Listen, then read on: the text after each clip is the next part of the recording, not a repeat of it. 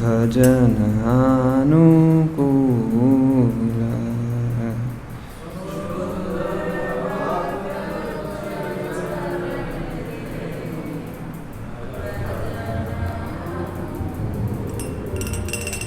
शुद्ध भक्त चरण रेणु भजन अनुकूल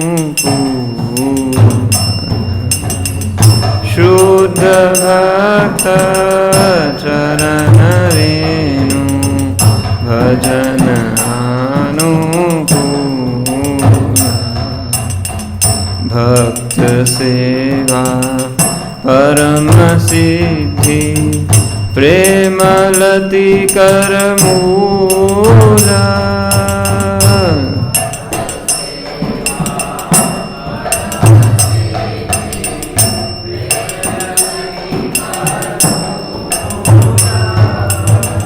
भक्त सेवा परम सिद्धि प्रेमलति कर मूला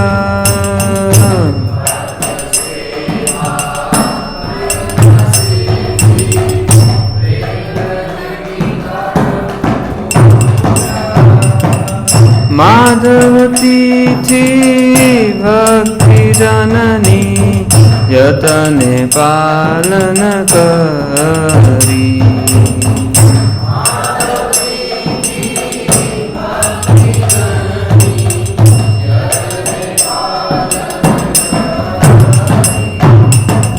कृष्ण वसती वसती बोली परम आदर भरी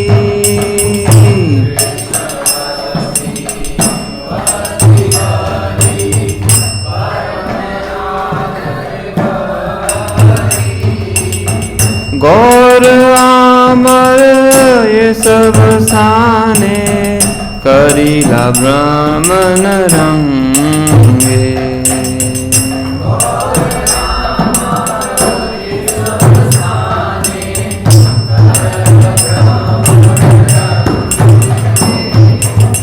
से सब स्थाने हेरी बोआमी प्रणय भगत संगे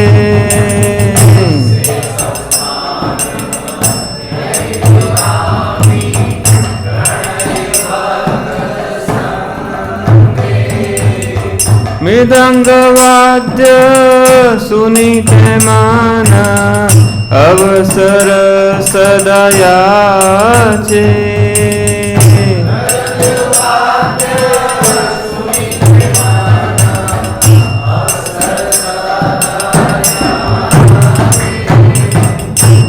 गौरविहित कीर्तन शुनि आनंद हृदय नाचे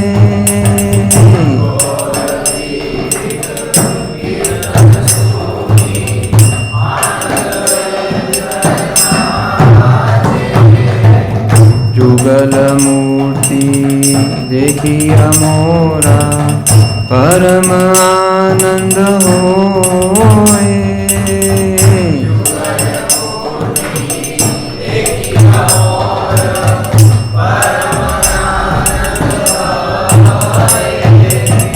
प्रसाद सेवा करिते हाय सकल प्रपंच गाए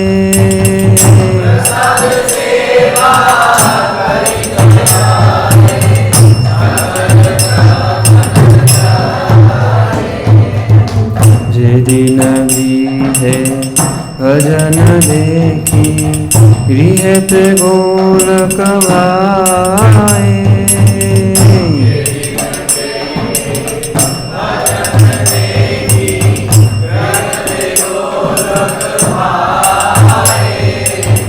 चरण सिंधु देखिया गंगा सुख न सीमा पाए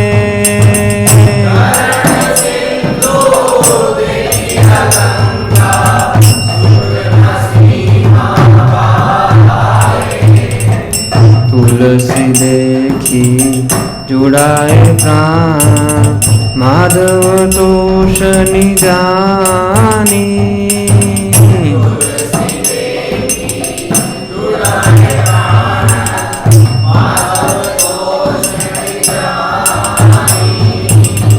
गौर प्रिया शाख सेवने जीवन सार्थक मानी।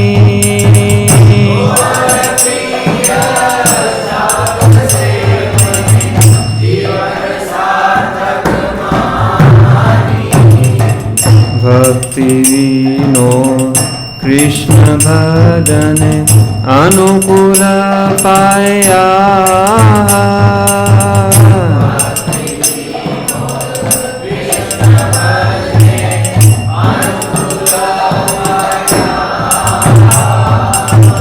प्रति दिवसे परम सुखे स्वीकार करता।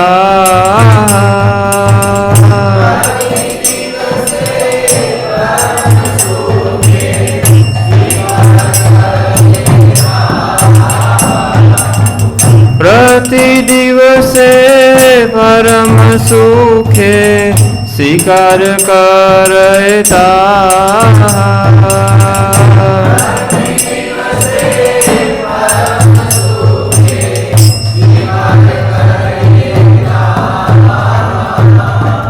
शुद्ध भक्त चरण रेणु भजन अनुकूल।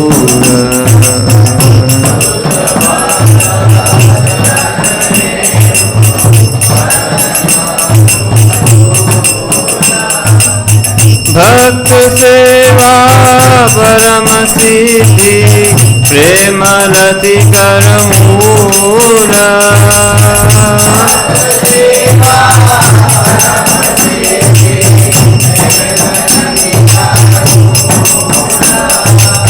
भक्त सेवा परम सिद्धि प्रेम रति कर मूल।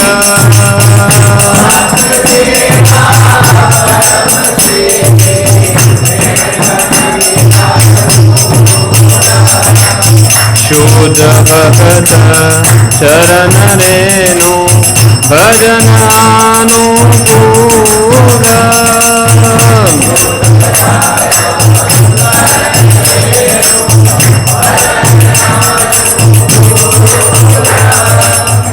हरे कृष्णा कृष्ण कृष्ण हरे हरे हरे राम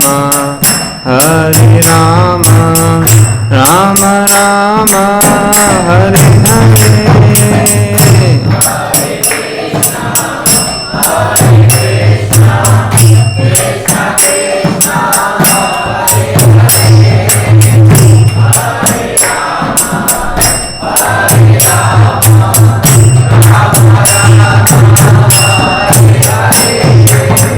हरे कृष्णा कृष्ण कृष्ण हरे हरे हरे राम राम राम हरे हरे।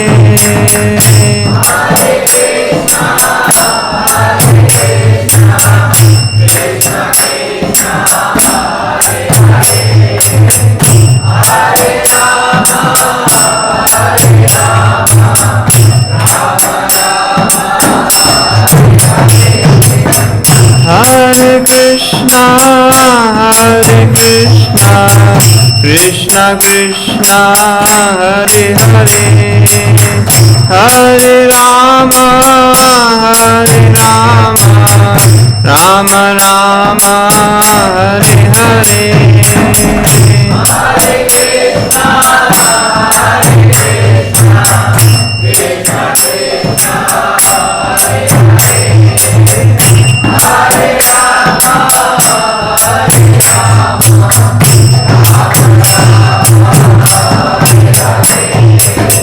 हरे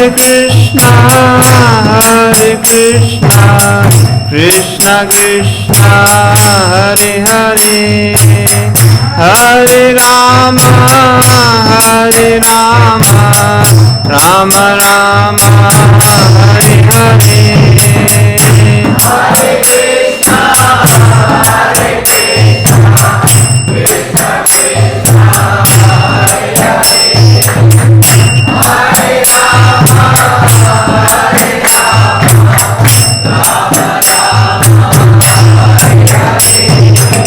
Hare Krishna Hare Krishna Krishna Krishna Hare Hare Hare Rama Hare Rama Rama Rama Hare Hare Hare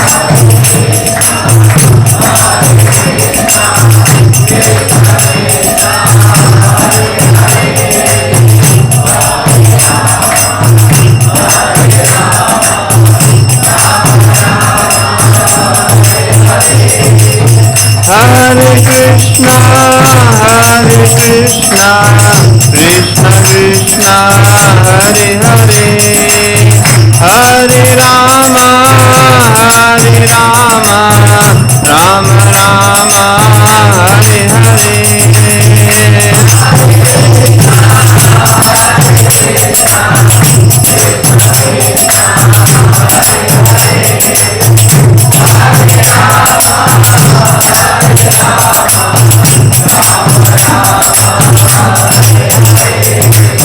Hare Krishna Krishna Krishna Hare Hare Hare Rama Hare Rama Rama Rama Hare Hare Hare Krishna Krishna Krishna Hare Hare Hare Ram Ram Ram Hare Hare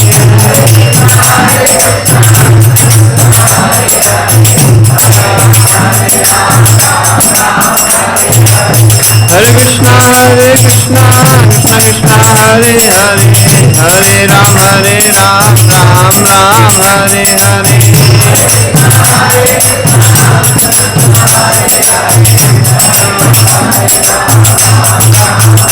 Hare Krishna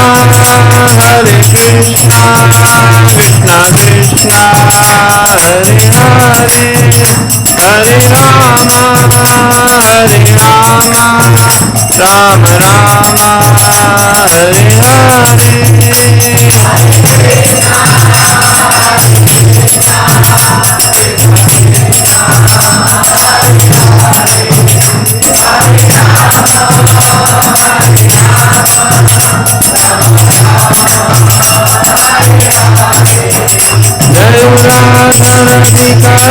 Radha Raman Radhe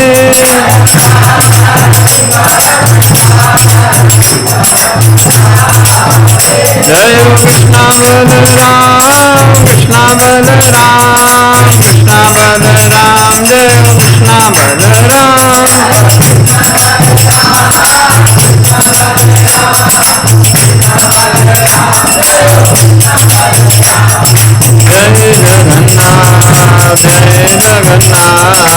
Jagannath Jai Jagannath Jai Baladev Jai Subhadra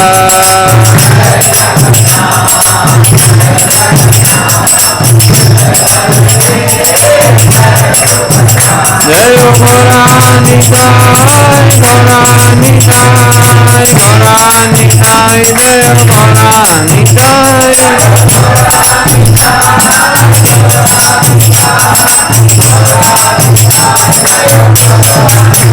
Jaya Jaya Prabhupada Prabhupada Prabhupada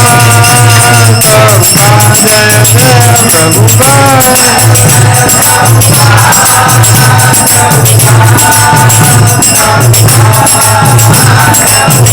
Nitai Gaura Hari Bol Hari Bol Hari Bol Nitai Gaura Hari Bol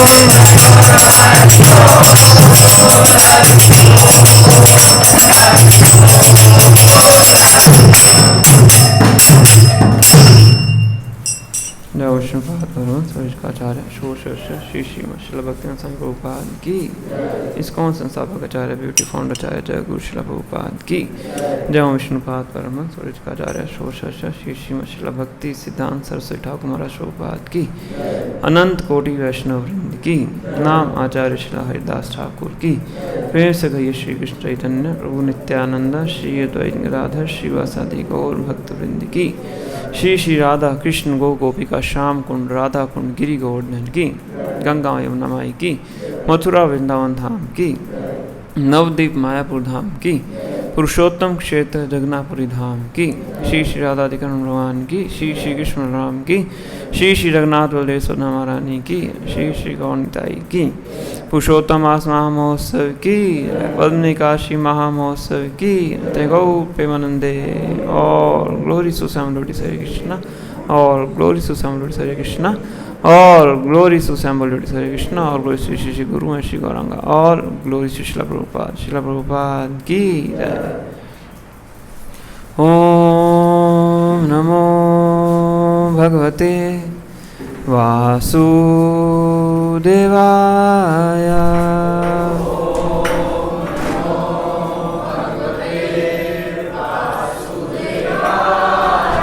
ओम नमो भगवते वासुदेवाय।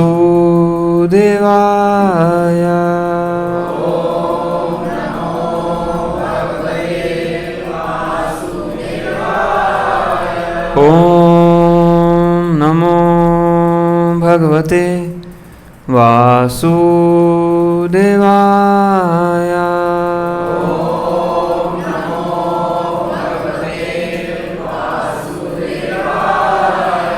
नारायणं नमस्कृत्य नरं चैव नरोत्तमं देवीं सरस्वतीं व्यासं ततो जयमुदीरये। शृण्वतां स्वकथा कृष्णा पुण्यः श्रवणकीर्तना हृदि अन्तस्थो ह्यभद्राणि विधुनोति सुहृत्सताम्। नष्टप्रायेषु अभद्रेषु नित्यं भागवतसेवया भगवती उत्तम श्लोके भक्तिर्भवती नैष्ठिकी। कृष्णाय वासुदेवाय देवकी नंदनाय च नंदगोपकुमाराय गोविंदाय नमो नमः। गोविंदाय नमो नमः।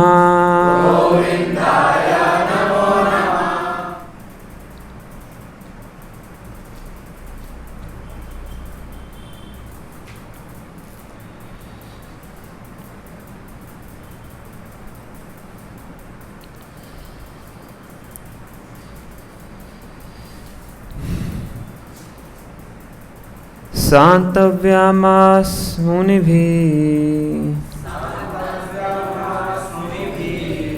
हतबन्धुं शुचार्पितान् भूतेषु कालस्य गतिं दर्शना प्रतिक्रियाम्। शान्तव्यामास मुनिभिः हतबन्धुं शुचार्पितान् भूतेषु कालस्य गतिं दर्शयन्ना प्रतिक्रियाम्। शान्तव्यामास मुनिभिः हतबन्धुं शुचार्पितान् भूतेषु कालस्य गतिम् दर्शन् न प्रतिक्रियाम्।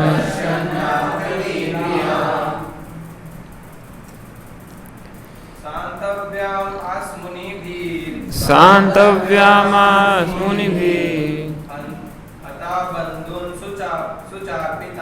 हतबन्धुषु चार्पितान् भूतेषु कालस्य गतिम्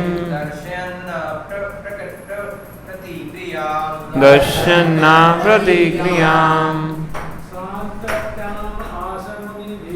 शान्तव्यामास्मुनिभिः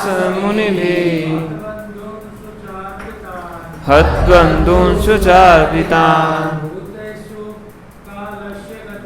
भूतेषु कालस्य गतिम् दर्शन् न प्रतिक्रियाम्। शान्तव्यामास्मुनिभिः हतबन्धुषु चार्पितान् भूतेषु कालस्य गतिम् दर्शन् न प्रतिक्रियाम्। माता जी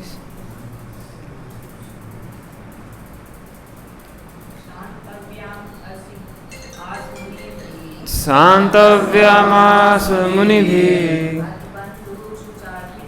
हतबन्धुषु चार्पितान् भूतेषु कालस्य गतिम् दर्शन् न प्रतिक्रियाम्।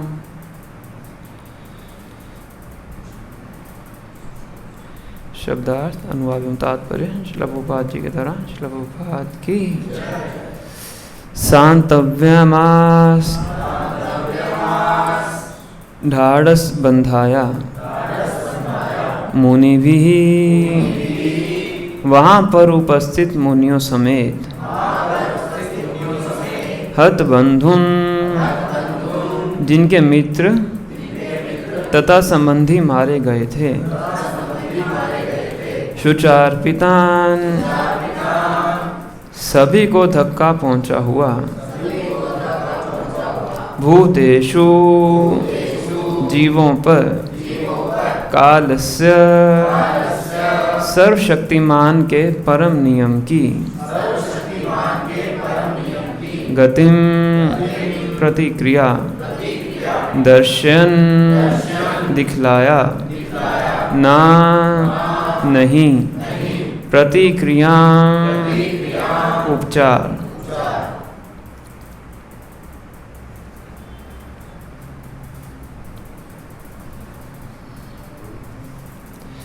अनुवाद ध्यान से सुनिए।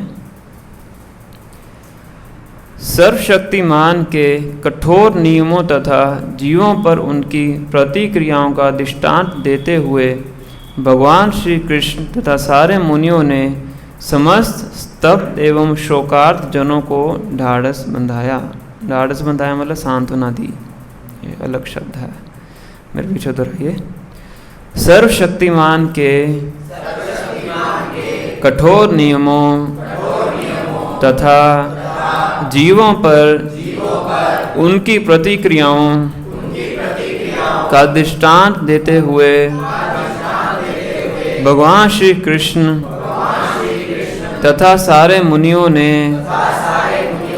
समस्त स्तब्ध एवं शोकार्त जनों को ढाढ़स बंधाया। तात्पर्य की ध्यानपूर्वक सुनिए। परमेश्वर के आदेशों के अधीन प्रकृति के कठोर नियम किसी जीव के द्वारा बदले नहीं जा सकते। सारे जीव निरंतर सर्वशक्तिमान भगवान के अधीन रहते हैं। भगवान ही सारे नियम तथा आदेश बनाते हैं जिन्हें सामान्य रूप से धर्म कहते हैं। कोई भी व्यक्ति धार्मिक नियम नहीं बना सकता। भगवान के आदेशों का पालन करना ही प्रामाणिक धर्म है। भगवान के ये आदेश भगवद गीता में स्पष्ट रूप से घोषित किए गए हैं। प्रत्येक व्यक्ति को चाहिए कि वह केवल उनका या उनके नियमों का अनुसरण करे। इससे वह भौतिक तथा आध्यात्मिक दोनों प्रकार से सुखी हो सकेगा। जब तक हम इस भौतिक जगत में हैं तब तक हमारा यह कर्तव्य है कि हम भगवान के आदेशों का पालन करें, और यदि भगवत कृपा से हम इस भौतिक संसार के बंधन से छूट जाएं तो भी अपनी मुक्त अवस्था में हम भगवान की प्रेममयी दिव्य सेवा कर सकते हैं। अपनी भौतिक अवस्था में आध्यात्मिक दृष्टि के अभाव में हम ना तो अपने आप को देख पाते हैं और ना ही भगवान को, लेकिन जब हम भौतिक आसक्ति से मुक्त होकर अपने मूल आध्यात्मिक स्वरूप को प्राप्त करते हैं तो हम अपने आप को तथा भगवान को साक्षात देख सकते हैं।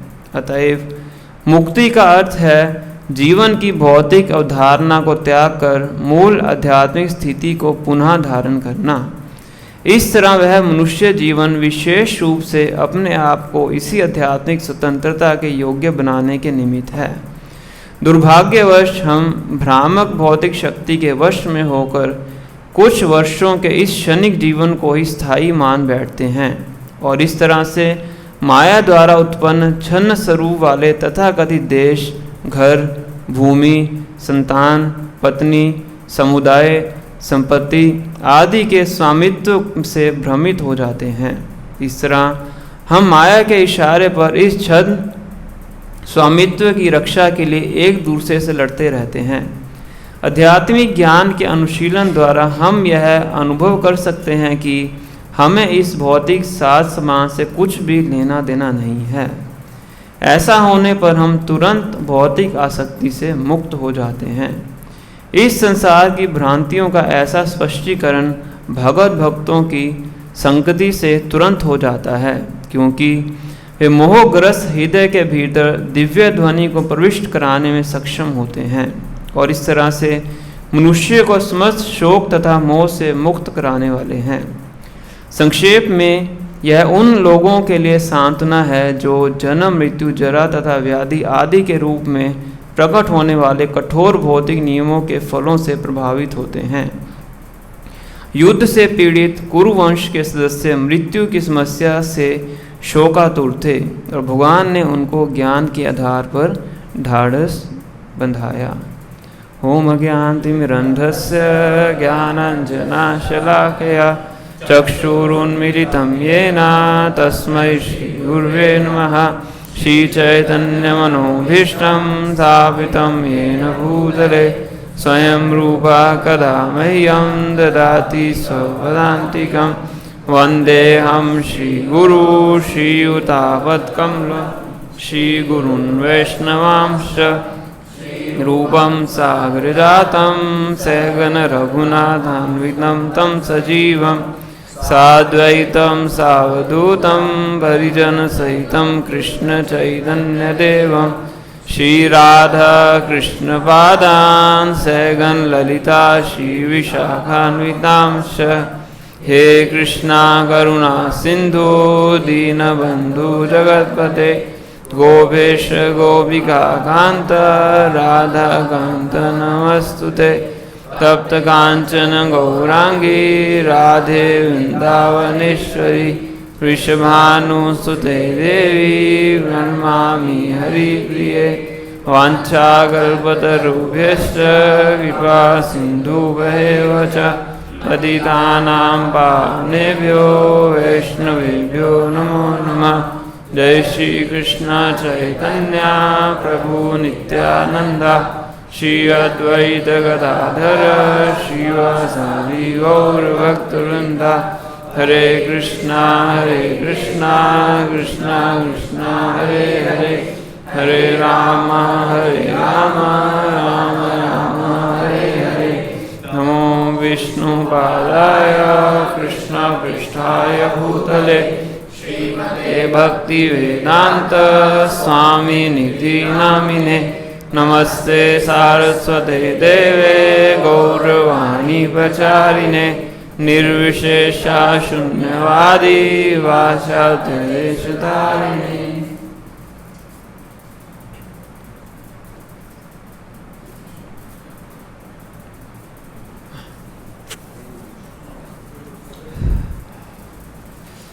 हरे कृष्णा।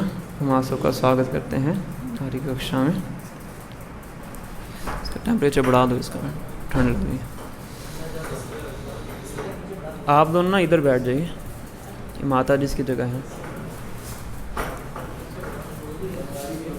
आप दोनों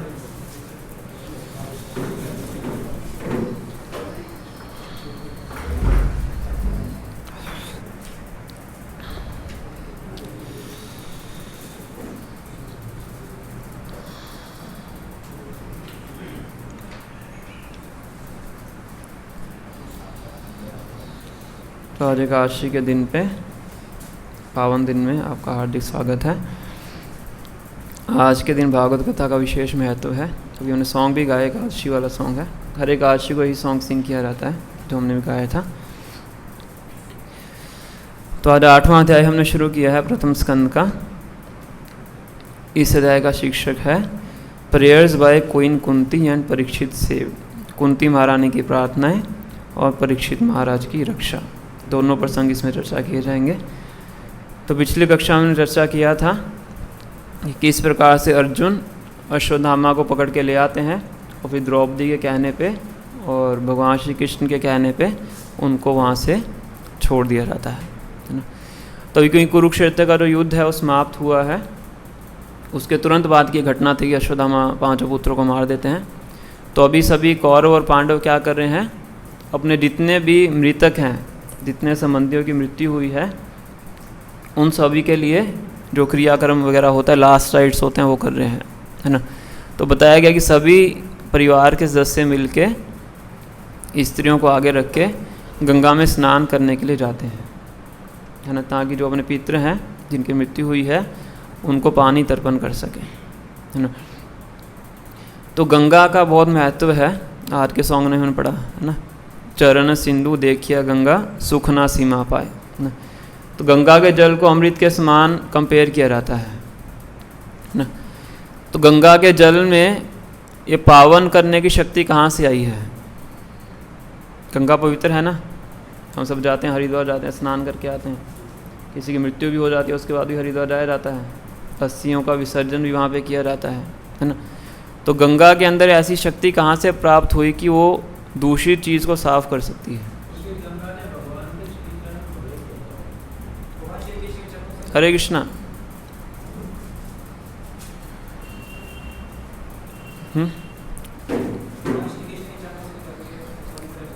कब धोए थे?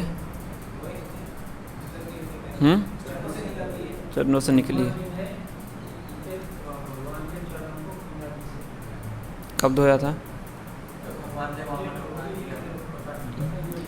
तो धोया नहीं था ब्रह्मा जी ने। जब चरणों को धो के पानी नीचे गिरा था, ब्रह्मा जी अपने कुमंडलों में रखा था। उसके बाद वो स्वर्ग में लेके जाते हैं, तो मंदाकिनी के नाम से प्रसिद्ध होती है ना। तो ये बहुत सुंदर लीला है। वामन देव जब बलि महाराज को प्रॉमिस करते हैं कि मैं, बलि महाराज वामन देव को प्रॉमिस करते हैं कि मैं आपको 3 पग भूमि दूंगा, है ना। तो भगवान बच्चे के रूप में आते हैं, वामन के रूप में आते हैं, तो 3 पग कितने होते हैं? तो बहुत लंबा पास टाइम है। शुक्राचार्य उनको अलर्ट भी करते हैं, है ना। और फिर भी बलि महाराज कहते हैं कि मैंने वचन दिया है तो मैं वचन पूरा करूँगा। तो भगवान अपना रूप बड़ा करके 2 पग में ही पूरे ब्रह्मांड को नाप लेते हैं, है ना। तो जब वो नाप रहे होते हैं तो उनका जो ये क्या कहते हैं इसको, अंगूठा या बिग टो बोल सकते हैं, तो अंगूठा ब्रह्मांड का जो कवरिंग होता है उसको छूता है, टच करता है। तो उनके टच करने से ब्रह्मांड में छेद हो जाता है ना। ब्रह्मांड कितना ब्रह्मांड की लेयर कितनी बड़ी है? जो ये भौतिक यूनिवर्स है, इसके बाउंड्री पे 8 लेयर्स हैं। Earth, water, fire, air, ether, mind, intelligence and false ego. और हर लेयर पहले वाली लेयर से 10 गुना बड़ी है, समझ रहे? तो इतना बड़ा तो ब्रह्मांड की बाउंड्री है। तो पर भगवान के टच करने से उसमें क्या हो गया? छेद हो गया। और इस ब्रह्मांड के बाहर है विरजा नदी, जो भौतिक और आध्यात्मिक जगत के बीच की नदी है, सेपरेट करती है। तो उस नदी से जो पानी है वो उस छेद से इस ब्रह्मांड में प्रवेश करता है, और वो पानी भगवान के अंगूठे को धो के नीचे आता है। तो वो फिर गंगा का रूप लेता है, क्योंकि उस पानी ने भगवान के चरण कमलों को धोया, इसलिए पानी क्या बन गया, इतना शुद्ध हो गया कि तीनों लोगों को वो शुद्ध कर सकता है। उसी को गंगा बोलते हैं। तीनों लोकों में अलग अलग नाम से जानी जाती है। स्वर्ग लोक में मंदाकिनी, जो नीचे के लोग हैं नार के लोग, उसमें भोगवती, और जो बीच के लोग हैं उसमें गंगा। भगीरथ है जो कि बाद में गंगा को स्वर्गलोक से यहाँ पे लेके आते हैं। तो दश अवतार स्तोत्र है जो कि जयदेव गोस्वामी ने लिखा है, तो उसमें गंगा जी का वर्णन करते हैं। तो बड़ा सुंदर स्टैंजा है, मैं आपको गा के सुनाता हूँ। छलयसि विक्रमणे बलिमद्भुत वामन, पदनख नीरजनित जन पावन, केशवधीता वामन रूपा, जय जगदीश हरे, जय जगदीश हरे, जय जगदीश हरे। तो क्या कह रहे हैं इसमें, छलयसि विक्रमणे बलिम अद्भुत वामन, है ना। तो वामन देव ने बलि महाराज के साथ क्या किया, छल किया, धोखा दिया, है ना। तो भगवान अपने भक्तों को धोखा देते हैं। छलयसि विक्रमणे बलिम अद्भुत वामन, तो बहुत ही अद्भुत रूप में भगवान आए थे, बहुत सुंदर भगवान का रूप था, और बलि महाराज को उनके साथ उन्होंने छल किया। उसके बाद क्या हुआ, पद नख नीर जनित जन पावन, पद नख चरणों का जो नाखून है उसको धो के जो नीर मतलब पानी है वो नीचे आता है, और क्या करता है, जनित जन पावन, पूरे जन समाज को पावन करता है। केशवधृता वामन रूपा, जय जगदीश्वरे। तो ऐसे भगवान श्री कृष्ण जो कि वामन रूप में आते, उनको बाहर से बुला लो, दरवाजा खोलो। तो ऐसे भगवान श्री कृष्ण जो कि वामन रूप में आते हैं, मैं उनको प्रणाम करता हूँ, है ना। तो गंगा के अंदर पवित्र करने की शक्ति कहाँ से आई, भगवान श्री कृष्ण के चरणों को धोने से। तो जो व्यक्ति भगवान श्री कृष्ण के चरणों का आश्रय ले लेता है, तो उसके अंदर भी वो शक्ति आ जाती है दूसरों को पावन करने के लिए, समझे। जैसे वो पानी जिसने भगवान के चरण कमलों को धोया, तो उसके अंदर शक्ति आ गई क्या करने की, दूसरों को पावन करने की। और ऐसे जो व्यक्ति भगवान श्री कृष्ण के चरण कमलों की शरण ग्रहण करता है, उसके अंदर भी शक्ति आ जाती है दूसरों को पावन करने के लिए, है ना। ये भागवतम के दूसरे स्कंद के चौथे अध्याय में बताया गया है। किराठुनंद्र पुलिंद पुलकशा आभीर शुंभा यवनाख साध्या, ये अन्य च पाप यदपाशयाशया, शुद्ध्यन्ति तस्मै प्रभु विष्णवे नमः। तो इसमें क्या बता रहे हैं, किराट हुनांद्र पुलिंद पुलकशा आविर शुंभ यवना कसाध्या, जितनी भी रेसिस का नाम इसमें लिया हुआ है ये सब पाप योनियाँ हैं। हुन बोलते हैं कि जो अलग अलग प्रकार के गलत कार्य करते हैं। मलेच्छ बोलते हैं जो कि मांसाहार करते हैं। यवन बोलते हैं जो कि शास्त्रों को नहीं मानते। इस तरह से अलग अलग रेसिस का इसमें नाम दिया हुआ है। और पोपारी तात्पर्य में वर्णन भी करते हैं कि आज के मॉडर्न कॉन्टेक्स्ट में कौन कौन से देश हैं जिनका नाम यहाँ पे दिया हुआ है। किराट हो गया, हुन हो गया, मतलब ये जो इंडिया से ऊपर जो मिडल ईस्ट के जो कंट्रीज़ हैं उसका नाम है ना। पुलकशा ग्रीस को बोला गया है ना, वो सब सारे रेसिस के नाम हैं। तो ये सब क्या है, सिनफुल रेसिस हैं, है ना, क्योंकि हम सब इनके आचरण में भी देखते हैं। मीट ईटिंग हो गया, इंटॉक्सिकेशन हो गया, सब वहाँ पे खुलेआम चलता है ना। कहते अगर इतने पापी व्यक्ति भी हैं और इनसे भी कोई बढ़ के पापी है, ये भी अन्य च पापा, इससे बड़ा कोई पाप करने वाला व्यक्ति है, अगर वो भगवान के भक्तों का आश्रय लेता है। कौन से भक्त? जिन्होंने भगवान के चरणों का आश्रय लिया है। शुद्ध अंति तस्मय, तो उसका भी क्या हो जाता है, शुद्धिकरण हो जाता है। प्रभ विष्णुवे नमः, क्योंकि भगवान के चरणों की ऐसी शक्ति है ना। तो भगवान के चरणों को टच करके जल निकलता है, वो गंगा के नाम से पूरे जन समाज को शुद्ध करता है। और ऐसे भगवान के चरणों का जो आश्रय लेते हैं भक्त, वो दूसरों को शुद्ध करते हैं। तो जो उनका आश्रय लेते हैं वो शुद्ध हो जाते हैं, है ना। और ऐसा हम देखते भी हैं कि प्रभुपाद जी पाश्चात्य देश में जाते हैं, उनकी शरण जो ग्रहण करते हैं उनका जीवन भी क्या हो जाता है, शुद्ध हो जाता है है ना।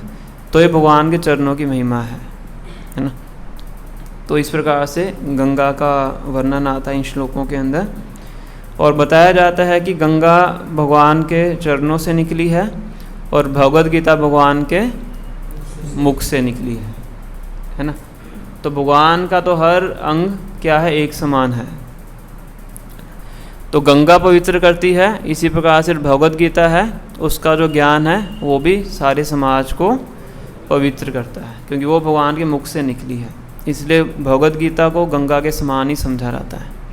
जो शंकराचार्य ने भगवद गीता का महात्म्य दिया है, तो उसमें इस बात को लिखते हैं कि जैसे गंगा पूरे समाज को, जन समाज को शुद्ध करती है, उसी प्रकार से जो भगवद गीता है जो कि भगवान के मुख से निकली है, वही पूरे जन समाज को आध्यात्मिक ज्ञान प्रदान करके शुद्ध करती है। ठीक है। और इसी प्रकार जो प्रसाद है, प्रसाद कहाँ से आया है, कहाँ से आया प्रसाद? भगवान के मुख से, भगवान के अवशेष है ना, है ना। तो इसी प्रकार से जो प्रसाद है उसका सेवन करके भी हम क्या होते हैं, शुद्ध होते हैं। आज के सॉन्ग में आया था ना वो लाइन, प्रसाद सेवा करीते है सकल प्रपंच जाए, कि केवल प्रसाद का सेवन करने से ही हम सभी प्रकार के पापों से छुटकारा प्राप्त कर सकते हैं। इसलिए इस कौन के माध्यम से बहुत प्रयास किया जाता है कि भारी संख्या में प्रसाद का वितरण किया जाए, क्योंकि केवल प्रसाद को ग्रहण करने से ही हमारे जितने भी पिछले पाप कर्म हैं उनसे छुटकारा प्राप्त होता है। और जब छुटकारा प्राप्त होता है, हमारा हृदय शुद्ध होता है, तो अपने आप ही हम भगवान श्री कृष्ण की भक्ति को स्वीकार करते हैं, है ना। तो 3 चीज़ हमने डिस्कस की हैं। पहला, भगवान के चरणों से निकला हुआ जल। दूसरा, भगवान के मुख से निकली हुई वाणी जो कि भगवद गीता है। और तीसरा, भगवान के मुख से निकला हुआ प्रसाद। तो तीनों हमें हमारे जीवन को शुद्ध करते हैं। इसलिए इन तीनों का संग हमें करना चाहिए। भगवद गीता को सुनना चाहिए, प्रसाद को ग्रहण करना चाहिए और गंगा में स्नान करना चाहिए। क्लियर है ना। तो इस प्रकार से जितने भी कुरुवंश के जो सदस्य थे, तो वो सब जाके गंगा में स्नान करते हैं, गंगा का पानी अपने पितरों को अर्पित करते हैं, इस प्रकार से तर्पण करते हैं, है ना। और बताया जाता है कि भगवान इस पूरे समय में उनके साथ रहते हैं, पांडवों के साथ। अभी भगवान साथ में ही है। और ये सब करने के बाद जितने ही परिवार के सदस्य होते हैं बहुत ज़्यादा शोकाकुल होते हैं कि इतना से मैसेकर हुआ है। आज की लैंग्वेज में देखा जाए, है ना, जितना बड़ा कुरुक्षेत्र का युद्ध था, इतने सैनिक उसमें मारे गए थे ना। तो ये बहुत ही बड़ा एक तरह से, क्या हिंदी में क्या बोलूँ, मैसेकर को क्या बोलते हैं, मास किलिंग जैसे होते हैं ना, इस तरह मतलब बहुत बड़ा ध्वंस था एक तरीके से। ऑलमोस्ट सभी पुरुष मारे गए थे, है ना। तो सभी जितने भी सदस्य थे परिवार के, सब शोकाग्रस्त थे, बहुत ज़्यादा शोक के अंदर थे, है ना। और उस समय पे जितने भी ऋषि मुनि होते हैं और स्वयं भगवान भी उन सबको सांत्वना देते हैं, है ना। ये पांडवों की एक बहुत बड़ी विशेषता है। भारी रूप से तो हमें दिखने को लगता है कि पांडवों का जीवन बहुत कष्टदायक था, है ना। बचपन में पिताजी चले गए, पांडवों की मृत्यु हो जाती है ना, बिना पिता के जीवन व्यतीत करना पड़ता है। फिर परिवार में जो दुर्योधन और उनकी पार्टी थी, वो सब उनको मारना चाहते थे ना, कभी लाक्षागृह में, कभी जहर दे के, कभी वनवास में भेज के, कभी कुछ करके, है ना। पर एक महत्वपूर्ण बात क्या थी कि भगवान श्री कृष्ण उनके साथ हमेशा रहते थे, है ना। इसलिए बताया जाता है कि जब भक्ति करने के टाइम हमारे जीवन में कष्ट आते हैं, तो वो भगवान की बहुत बड़ी कृपा है, क्योंकि उस समय भगवान हमारे साथ रहते हैं। उस समय भगवान का स्मरण भी ज़्यादा होता है ना। और इसके बाद हम देखेंगे कि अब सब कुछ हो गया, कुरुक्षेत्र का युद्ध जीत गए, युधिष्ठिर महाराज राजा बन गए। अब इसके बाद भगवान वापस जाने लगेंगे। काफ़ी समय से भगवान यहाँ पे, काफ़ी महीने हो गए, हस्तिनापुर में है। अब भगवान हस्तिनापुर से कहाँ जाएंगे, द्वारका जाएंगे। और जो द्वारका जाने लगेंगे तो कुंती महारानी भगवान श्री कृष्ण से आगे प्रार्थना करती है, और इतनी महत्वपूर्ण प्रार्थना करती है जो आज तक कभी किसी ने सुनी नहीं होगी, है ना। तो कहती हैं कि जब तक तो दुख थे हमारे पास, तब तक तो आप हमारे साथ थे, अब दुख चले गए हैं, दुर्योधन और सब उनकी पार्टी चली गई है और ये युधिष्ठिर राजा बन गया है, तो अब आप हमें छोड़ के जा रहे हैं, है ना। तो इससे अच्छा तो दुख ही थे, हमारे जीवन में दुख और आए, क्योंकि हमें तो आप चाहिए, हमें सुखमय जीवन नहीं चाहिए, हमें क्या चाहिए, हमें आप चाहिए। तो ऐसी प्रार्थना कोई करता है? आप में से किया कभी किसी ने ऐसी प्रार्थना कि कष्ट आए हमारे जीवन में? सोच के भी डर लगता है ना। पर कुंती महारानी ऐसी प्रार्थना करती हैं, विपता संतुता शाश्वत तत्र तत्र जगत गुरु भवतो दर्शनम यस्यात् अपुनर्भव दर्शनम। विपदा संतुता शाश्वत, विपदा मतलब दुख, संतु मतलब आए, शाश्वत मतलब परमानेंटली, हमारे जीवन में परमानेंटली क्या आते रहे, दुख आते रहे। तत्र तत्र जगत गुरु, क्योंकि जब जब दुख आते हैं तब तब आप हमारे साथ रहते हैं। भवतो दर्शनम यस्यात् अपुनर्भव दर्शनम, जो व्यक्ति आपका दर्शन करेगा तो उसको द्वारा ही जन्म मृत्यु बुढ़ापा बीमारी का दर्शन नहीं करना पड़ेगा। इसलिए आपका दर्शन महत्वपूर्ण है, दुख महत्वपूर्ण नहीं है ना। तो ये पांडवों की विशेष बात थी कि भगवान हमेशा उनके साथ में रहते थे। अर्जुन तो भगवान के सखा हैं, सखा के रूप में जाने जाते हैं, उनके सारथी बन के भगवान युद्ध भूमि में भी उनके साथ में रहे थे, है ना। तो ये भगवान और भक्तों का विशेष संबंध है ना। अधिकांशतः लोग भगवान की शक्तियों को चाहते हैं, जगत के अंदर क्या चाहते हैं, भगवान की शक्तियाँ चाहते हैं, भगवान की माया मिल जाए, धन मिल जाए, भगवान की शक्ति है लक्ष्मी देवी, है ना। पर भगवान को नहीं चाहते हैं, है ना। दुर्योधन और अर्जुन दोनों भगवान के पास गए थे, पर दुर्योधन को भगवान की शक्ति चाहिए थी, नारायणी सेना चाहिए थी, पर अर्जुन को क्या चाहिए था, भगवान चाहिए थे, है ना। तो जब भगवान की शक्ति चाहता है तो बताता है भगवान की शक्ति उसको उल्लू बना के चली जाती है ना। लक्ष्मी देवी का वाहन क्या है, उल्लू है। तो जो लक्ष्मी देवी को चाहेगा पर नारायण को नहीं चाहेगा तो लक्ष्मी क्या करेगी, उसको उल्लू बना के जाएगी, मतलब उसके जीवन में कष्ट आएंगे, है ना। पर जो नारायण को चाहेगा तो लक्ष्मी देवी अपने आप आएगी, क्योंकि जहाँ पे पति है वहाँ पत्नी अपने आप आएगी, पत्नी और पति तो लग रह नहीं सकते। तो जहाँ पे नारायण की वर्शिप होगी, भगवान श्री कृष्ण की वर्शिप होगी, वहाँ पे उनकी शक्तियाँ अपने आप ही रहेंगी। तो दुर्योधन के पास भगवान की शक्तियाँ थी, नारायणी सेना थी, पर अर्जुन के पास भगवान स्वयं थे, इसलिए अर्जुन की विजय होती है ना। अगर कौरव सेना की शक्ति आप देखेंगे तो बहुत ज़्यादा थी पांडव सेना से, है। उनके टीचर ही थे वहाँ पे, जिन्होंने सिखाया है द्रोणाचार्य वही थे, भीष्म पितामह थे, जिनको इच्छा मृत्यु का वरदान था, कृपाचार्य थे, कितने बड़े बड़े योद्धा थे। और पांडवों की सेना में सिर्फ केवल 5 पांडव थे, वो पांडवों में केवल 2 ही शक्तिशाली माने जाते थे, दुर्योधन, अर्जुन और भीम, है ना। पर तभी उनकी विजय होती है ना। तो भक्तों को भगवान चाहिए, है ना। शक्तियों पे हमारा ज़्यादा ध्यान नहीं है, शक्तियाँ अपने आप आ जाएंगी, भगवान की इच्छा होगी आ जाएंगी, नहीं भी इच्छा होगी तो नहीं आएंगी, पर हमें क्या चाहिए, हमें भगवान चाहिए, है ना। तो ये हम पांडवों के चरित्र से सीखते हैं। और अभी जो श्लोक हमने पढ़ा है, श्लोक संख्या 4, काफ़ी बड़ा विस्तृत तात्पर्य दिया है शिला प्रभुपाद जी ने इसमें, क्योंकि बहुत महत्वपूर्ण है। और इस तात्पर्य को पढ़ के हम समझ सकते हैं कि अगर कोई व्यक्ति अपने किसी परिजन के जाने पे दुखी होता है तो उसको किस प्रकार से संदेश देना चाहिए। और भारत में तो ये प्रथा है कि जब किसी घर में मृत्यु होती है तो घर में भक्तों को बुलाया जाता है, साधुओं को बुलाया जाता है, ताकि वो जो आध्यात्मिक ज्ञान है वो प्रदान कर सकें, क्योंकि वो समय बहुत अनुकूल होता है आध्यात्मिक ज्ञान को प्राप्त करने के लिए, है ना। क्योंकि जब तक हमें झटका नहीं लगता है तब तक हमें आध्यात्मिक ज्ञान हमारे अंदर जाता नहीं है ना, हमें आवश्यकता पड़ती है। तो इसलिए तो भौतिक प्रकृति है बार बार हमें हमारे जीवन में कष्ट देती है। जो दुर्गा देवी है उसके बाद त्रिशूल है, त्रिशूल की कितनी नोक होती हैं, 3। वो 3 नोकों को कंपेयर किया जाता है, आदि भौतिक क्लेश, आध्यात्मिक क्लेश और आदि दैविक क्लेश। तो बार बार दुर्गा देवी वो त्रिशूल हमें मारती रहती है ना। क्यों मारती है, ताकि ये लाइन पे आ जाए, है ना।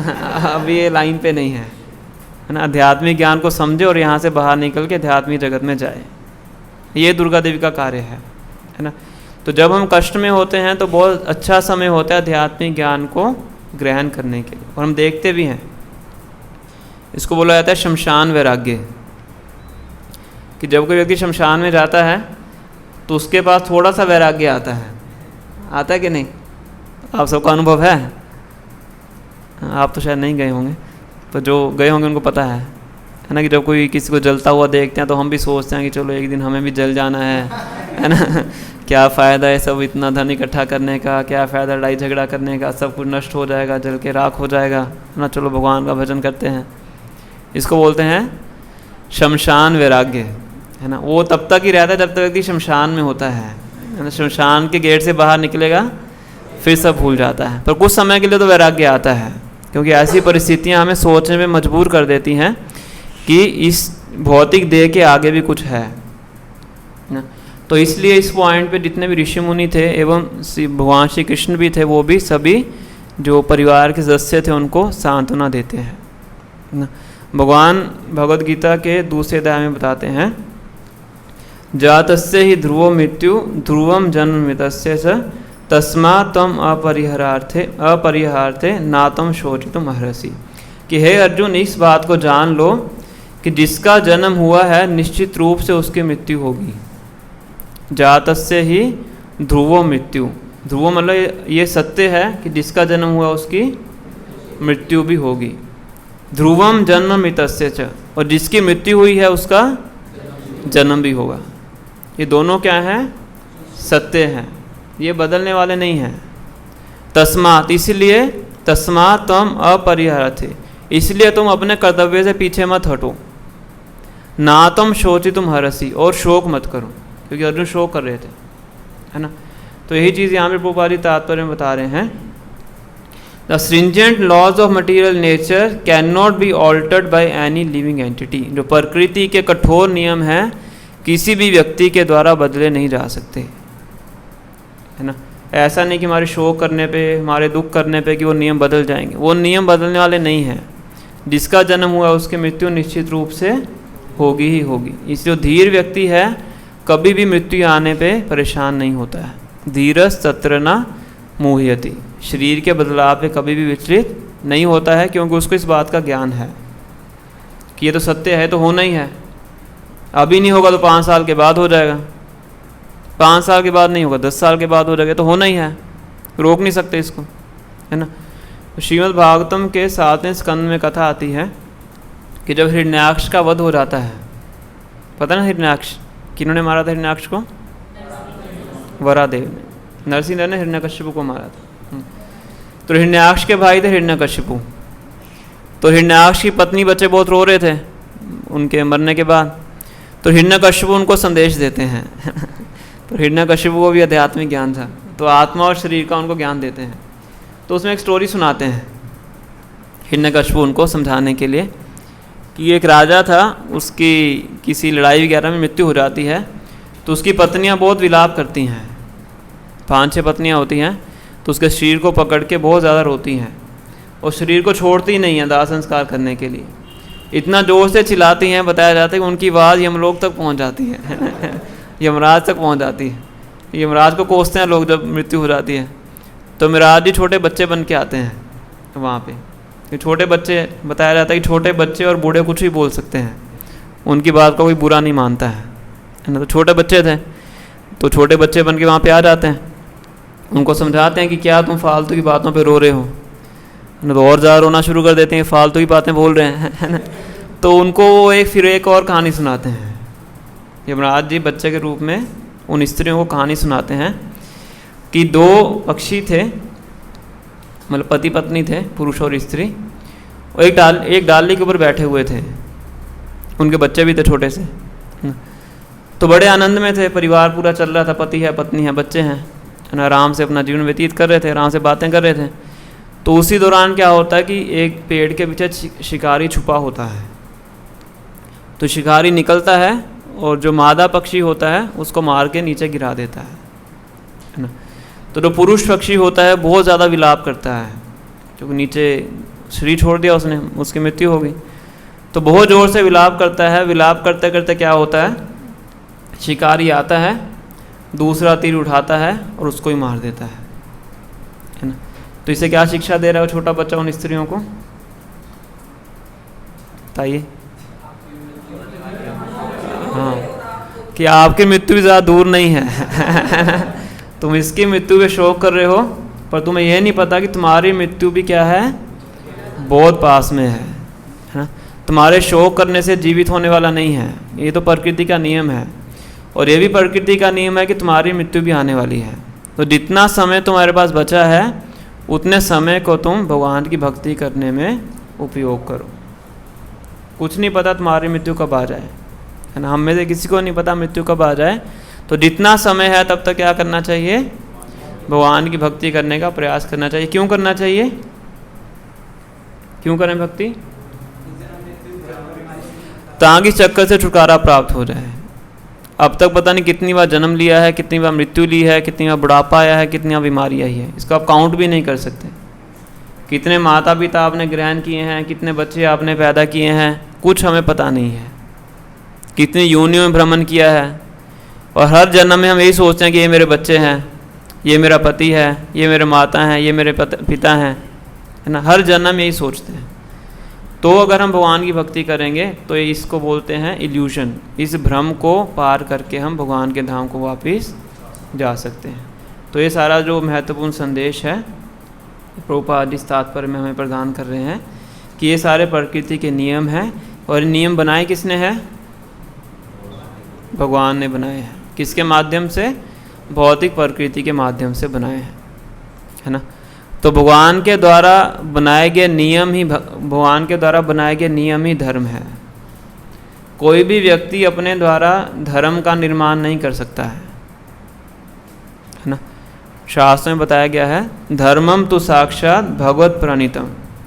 धर्म वही है जो भगवान ने आदेश दिए हैं, है ना। कोई व्यक्ति अपने घर में बैठ के बोल दे कि मैं तो जी कल से ना सीधे हाथ पे गाड़ी चलाया करूँगा, मैंने नियम बनाया है, मैं क्या करूँगा, राइट हैंड पे गाड़ी चलाऊँगा कल से, ये नियम मैंने बनाया है, तो चलेगा उसका नियम?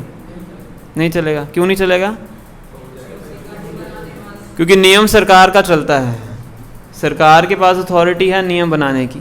वो सीधे हाथ पे गाड़ी चलाएगा, तुरंत चालान कटवाएगा या गाड़ी ठुकवाएगा, है ना। इसी प्रकार से नियम बनाने वाले, धर्म बनाने वाले कौन हैं? भगवान है। उसकी अथॉरिटी भगवान के ऊपर है। कोई व्यक्ति खुद से अपने नियम नहीं बना सकता, खुद से धर्म की स्थापना नहीं कर सकता है। भगवान के द्वारा दिए गए धर्म को प्रचार कर सकता है, पर खुद से धर्म के कानून नहीं बना सकता है। खुद से धर्म के कानून बनाएगा तो बौद्धिक प्रकृति उसका चालान काट देगी, फिर उसको सिंफुल रिएक्शन लगता है ना। इसे प्रभुपाद इसका वर्णन कर रहे हैं। No one can create any religious formula. कोई भी धर्म की स्थापना, धर्म का निर्माण नहीं कर सकता है। Bonafide religion is to abide by the orders of the lord. जो प्रमाणिक धर्म है उसका मतलब क्या है? भगवान के द्वारा दिए गए आदेशों का पालन करना।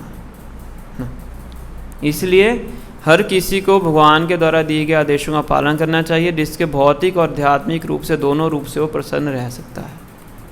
अगर हम आध्यात्मिक जीवन का पालन करेंगे ना, स्पिरिचुअल लाइफ को एग्जीक्यूट करेंगे, तो हम भौतिक रूप से भी और आध्यात्मिक रूप से, दोनों रूप से हम प्रसन्न रहेंगे, है ना। और अगर हम धर्म का पालन नहीं करेंगे तो आध्यात्मिक जीवन तो हमारा गया, भौतिक जीवन में हम सुखी नहीं रह सकते हैं, वो भी हमारा कष्टदायक रहेगा ना। अगर आप कहेंगे कि देखो कि इसमें तो बड़े नियम कानून पालन करने पड़ते हैं, चाय कॉफ़ी छोड़नी पड़ती है, लहसुन प्याज छोड़ना पड़ता है, भगवान का नाम का जप करना पड़ता है, तो बहुत से नियम हैं, है ना। इसके बिना तो बिंदास हो के जियो, जिस रेस्टोरेंट में जाना है, जहाँ क्या खाना है, जो भी खाना है खाइए, कोई दिक्कत ही नहीं है, तो इससे मैं खुश हो जाऊँगा, तो उससे खुशी प्राप्त होने वाली नहीं है। अगर भौतिक रूप से भी आपको खुश रहना है तभी भी आपको धर्म का पालन करना पड़ेगा, अदरवाइज़ आप खुश नहीं रह सकते हैं, क्योंकि आपका जीवन क्या है? पाप से परिपूर्ण है। पापी व्यक्ति कभी खुश नहीं रह सकता है ना। तो यहाँ पे बताया जा रहा है, और ये सब ज्ञान हमें तब प्राप्त होता है जब हम भक्तों के संग में आते हैं, है ना। इसीलिए भक्तों का संग करना, शास्त्रों को पढ़ना बहुत आवश्यक है ना। क्योंकि जब हमारे जीवन में भी कष्टदायक स्थितियाँ आती हैं, तब हमारा जो मन है इतना विचलित हो जाता है कि सब हमारा जो ज्ञान होता है कई बार हम भूल जाते हैं, है ना। क्योंकि भौतिक जगत है ही ऐसा, है ना। भौतिक जगत कैसा है? पदम पदम यद विपदाम। हर पद के ऊपर क्या है? विपदा है। पदम पदम, एवरी स्टेप क्या है? डेंजरस है ना। तो इस संसार में तो हर समय पे हमारे जीवन में विपत्तियां आती ही रहेंगी और हो सकता है हम उन विपत्तियों में बह जाएं, क्योंकि हम अभी इतने शक्तिशाली नहीं हैं आध्यात्मिक रूप से। इसीलिए बहुत आवश्यक है कि हम भक्तों के संग में रहें, कि अगर हम बह जाएंगे तो वो हमें खींच के बाहर निकाल देंगे, है ना। और शास्त्रों को पढ़ते रहें, शास्त्रों को पढ़ेंगे तो आध्यात्मिक ज्ञान हमें प्राप्त होता रहेगा, तो उससे हम सुरक्षित रहेंगे। ठीक है, तो ये प्रभुपाद जी तात्पर्य इसी चीज़ से इसी पॉइंट के साथ एंड करते हैं कि हमें भक्तों के संग में रहना चाहिए, शास्त्रों को पढ़ना चाहिए। इस तरह से फिर हम ये जो मोह की अवस्था है, इल्यूजन है, उससे बाहर निकल सकेंगे। फिर जन्म मृत्यु बुढ़ापा बीमारी का जो चक्कर है उसको हम ख़त्म कर सकते हैं। ठीक है, तो अभी 10:25 हो गए हैं, हमारे पास 5 मिनट हैं। किसी का कोई प्रश्न है तो आप पूछ सकते हैं।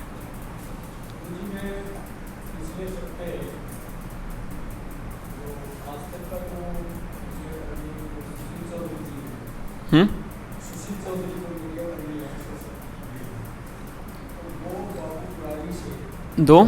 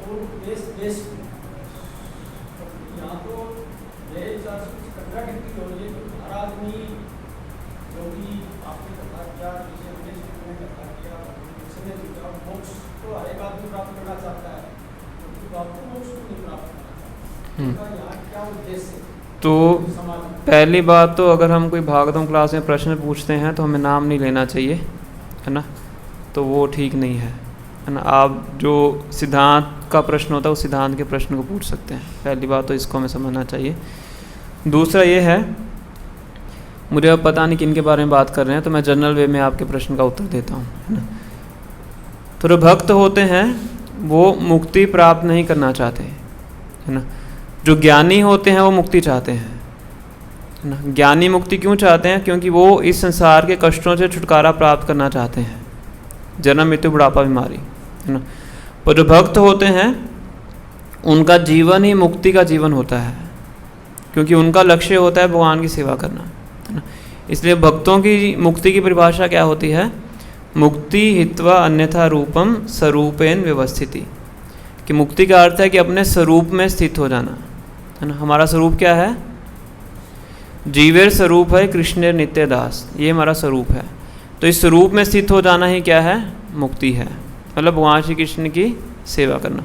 तो वो सेवा भक्त इस जगत में रह के भी कर सकता है और वो सेवा आध्यात्मिक जगत में जाके भी कर सकता है।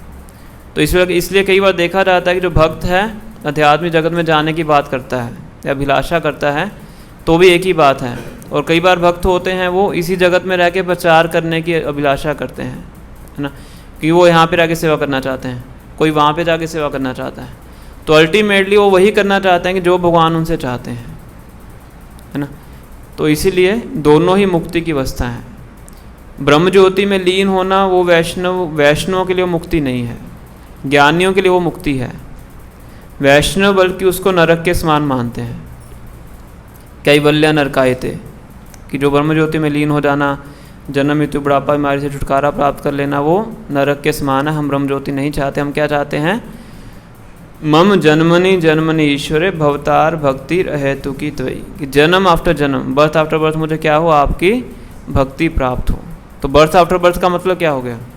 कि दोबारा जन्म चाहते हैं, मुक्ति नहीं चाहते हैं, है ना। तो टॉप मोस्ट स्टेज है कि जो भक्त है भगवान की सेवा ही करना चाहता है, चाहे वो यहाँ पे हो चाहे वो वहाँ पे हो, दोनों ही सेम है। तो हम जब मुक्ति शब्द इस्तेमाल करते हैं यहाँ पे क्लास में, वो मुक्ति शब्द का अर्थ वही है कि भगवान की सेवा में स्थित हो जाना। हमारा मुक्ति शब्द का अर्थ ब्रह्म ज्योति में लीन हो जाना नहीं है। ठीक है, कोई और प्रश्न?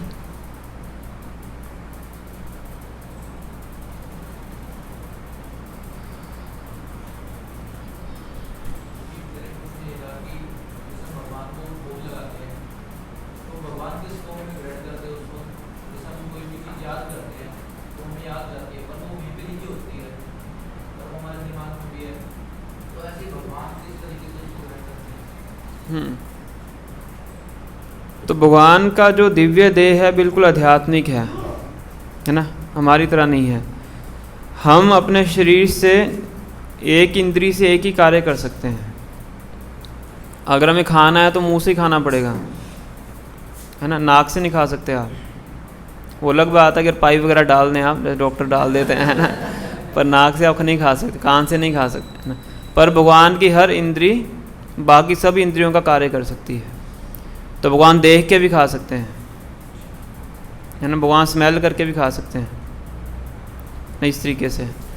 तो ब्रह्म संहिता में ब्रह्मा जी बताते हैं, अंगानी अस्य सकलेन्द्रिय वित्ति मानती पश्यांति पांति कल्याणति चिरम जगांति आनंद चिन्मय सदुज्ज्वल विग्रह से गोविंदम आदि पुरुषम तमहम भजामि। अंगानी यस्य सकल इंद्रियां, जिनके जो अंग हैं बाकी सब इंद्रियों का कार्य कर सकते हैं। भगवान छू के भी खा सकते हैं,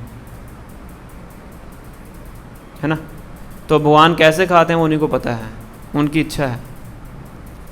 देख के भी खा सकते हैं, हाथ से उठा के भी खा सकते हैं, वो उनके ऊपर निर्भर करता है, पर खाते हैं। क्योंकि भगवान भगवद गीता में बताते हैं कि जो मुझे प्रेम से ऑफर करता है मैं उसको स्वीकार करता हूँ। ठीक है।